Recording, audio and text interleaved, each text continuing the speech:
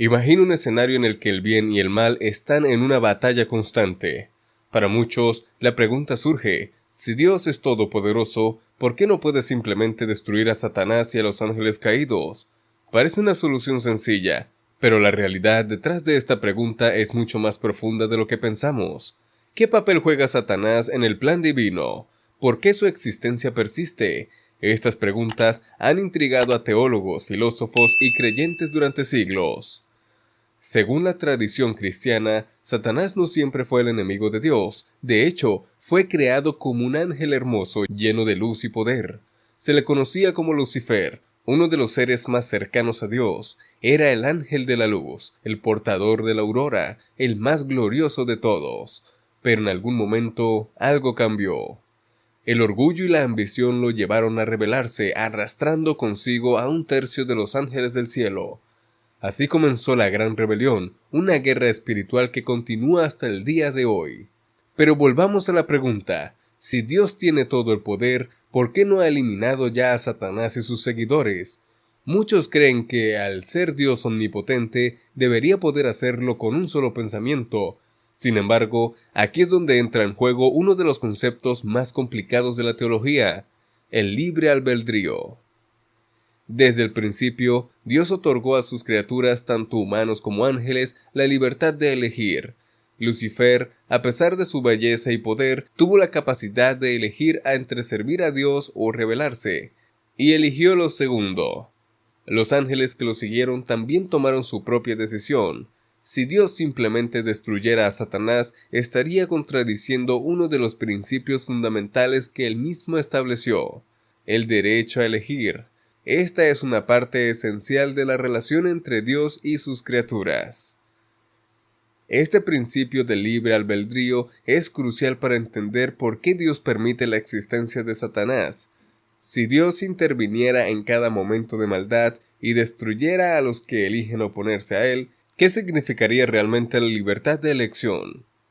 La existencia de Satanás y los ángeles caídos son un testimonio del valor que Dios da a esa libertad, incluso cuando las elecciones llevan a consecuencias desastrosas. Esto nos lleva a otra cuestión intrigante. Si Satanás sigue existiendo, es porque tiene un propósito en el plan divino. Algunos teólogos sugieren que la existencia del mal tiene una razón. El mal nos desafía, nos pone a prueba y nos permite aprender y crecer. Sin la presencia de Satanás y el mal en el mundo, ¿podríamos realmente apreciar el bien? Es una pregunta inquietante, pero una que ha sido debatida por siglos. Muchos argumentan que es la lucha contra el mal donde los seres humanos desarrollan virtudes como la valentía, la compasión y la paciencia. Ahora bien, algunos argumentan que la paciencia de Dios también juega un papel importante. En la Biblia se nos dice que Dios es misericordioso y lento para la ira. Tal vez, en lugar de destruir a Satanás de inmediato, Dios está esperando el momento adecuado, un momento en el que todo su plan se revele por completo. En el libro del Apocalipsis se menciona un juicio final, un día en el que Satanás será derrotado para siempre. Podría ser que estemos viendo un preludio de este evento final. El concepto de un juicio final es fundamental en muchas tradiciones religiosas. Se cree que en ese momento Satanás será juzgado y castigado, junto con los ángeles caídos y los seres humanos que hayan elegido seguir su camino. Este enfoque sugiere que la existencia continua de Satanás no es un error o una debilidad por parte de Dios, sino parte de un proceso mucho más grande y complejo que culminará en ese día de justicia definitiva. Otro punto interesante es el papel que juega la justicia divina. Si Dios eliminara a Satanás y a los ángeles caídos sin más, algunos podrían argumentar que no habría verdadera justicia. Al permitir que la batalla entre el bien y el mal continúe, se nos da la oportunidad de ver las consecuencias de nuestras decisiones y aprender de ellas. Satanás no solo representa el mal, sino también las repercusiones de la desobediencia y el orgullo.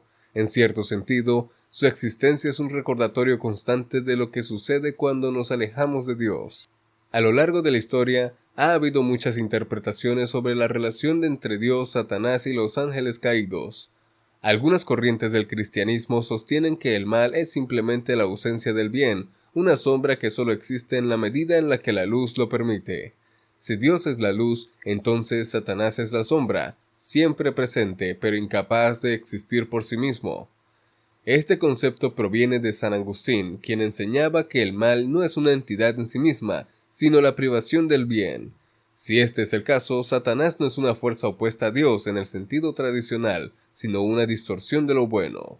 Por supuesto, hay quienes ven todo esto desde una perspectiva completamente diferente. Algunos creen que la lucha entre el bien y el mal es una batalla que debe librarse en nuestros propios corazones. En lugar de esperar que Dios destruya a Satanás, tal vez el verdadero desafío sea vencer nuestras propias tentaciones y debilidades, luchando contra el Satanás que vive dentro de cada uno de nosotros.